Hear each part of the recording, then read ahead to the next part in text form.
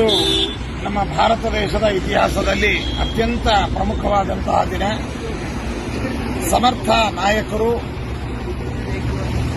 ಮತ್ತು ಹಿಂದೂ ಧರ್ಮದ ಮುಖಂಡರು ಆದಂತಹ ಸಂರಕ್ಷಕರು ಆದಂತಹ ನರೇಂದ್ರ ಮೋದಿಜಿಯವರು 3ನೇ ಬಾರಿ ನಮ್ಮ ದೇಶದ ಪ್ರಧಾನಿಗಳಾಗಿ ಪದಗ್ರಹಣ ಮಾಡತಕ್ಕಂಥದ್ದು ಮತ್ತು ಅವರ ಮಂತ್ರಿಮಂಡಲದಲ್ಲಿ ಅನೇಕ ಅನುಭವಿಗಳು, ವಿವಿಧ ರಾಜ್ಯಗಳ ಭೂತಪೂರ್ವ ಸಿಎಂಗಳು ಕೇಂದ್ರ ಮಂತ್ರಿಗಳಾಗಿ ಸ್ಥಾನವನ್ನು ಅಲಂಕರಿಸ್ತಾ ಇರತಕ್ಕಂಥದ್ದು, ಉತ್ತಮವಾದಂತಹ ಆಡಳಿತ, ಅಭಿವೃದ್ಧಿ, ದೇಶದ ಭದ್ರತೆ ಮತ್ತು ದೇಶದ ಸರ್ವೋನ್ನತೆಯನ್ನು ಅವರ ಕಾಲದಲ್ಲಿ ಮತ್ತೊಮ್ಮೆ ನಾವು ಕಾಣುವಂತಹ ಭರವಸೆ ನಮ್ಮದಾಗಿದೆ. ಇಂತಹ ನರೇಂದ್ರ ಮೋದಿಜಿಯವರಿಗೆ ಅದೇ ರೀತಿಯಾಗಿ ಎಲ್ಲ ಮಂತ್ರಿಮಂಡಲಕ್ಕೆ ಭಗವಂತ ವಿಶೇಷವಾದ ಆಯುರಾರೋಗ್ಯಗಳನ್ನು ನೀಡಿ ಎಲ್ಲ ರೀತಿಯಾದ ಶಕ್ತಿ ಸಾಮರ್ಥ್ಯಗಳನ್ನು ನೀಡಿ ನಮ್ಮ ದೇಶವನ್ನು ಮುನ್ನಡೆಸಲಿ ಎಂಬುದಾಗಿ ನಾವು ಶುಭಾರೈಕೆಯನ್ನು ನೀಡ್ತಾ ಇದ್ದೇವೆ.